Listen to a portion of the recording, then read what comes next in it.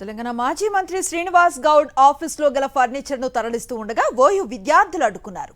రవీంద్ర భారతిలో శ్రీనివాస్ గౌడ్ కార్యాలయంలో ఉన్న ఫర్నిచర్, కంప్యూటర్స్తో పాటు పలు ఫైల్స్ను ఓ ప్రత్యేక వాహనంలో తరలిస్తూ ఉండగా ఉస్మానియా విద్యార్థులు అడ్డుకున్నారు.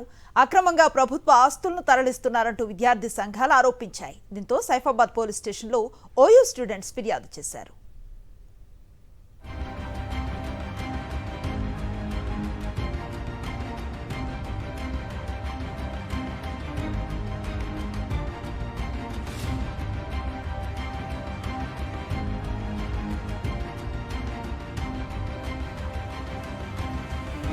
తెలంగాణ మాజీ మంత్రి శ్రీనివాస్ గౌడ్ ఆఫీసులో గల ఫర్నిచర్ను తరలిస్తూ ఉండగా ఓయూ విద్యార్థులు అడ్డుకున్నారు.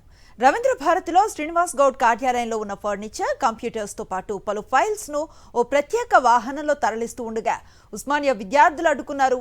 అక్రమంగా ప్రభుత్వ ఆస్తులను తరలిస్తున్నారంటూ విద్యార్థి సంఘాలు ఆరోపించాయి. దీంతో సైఫాబాద్ పోలీస్ స్టేషన్లో ఓయూ స్టూడెంట్స్ ఫిర్యాదు చేశారు.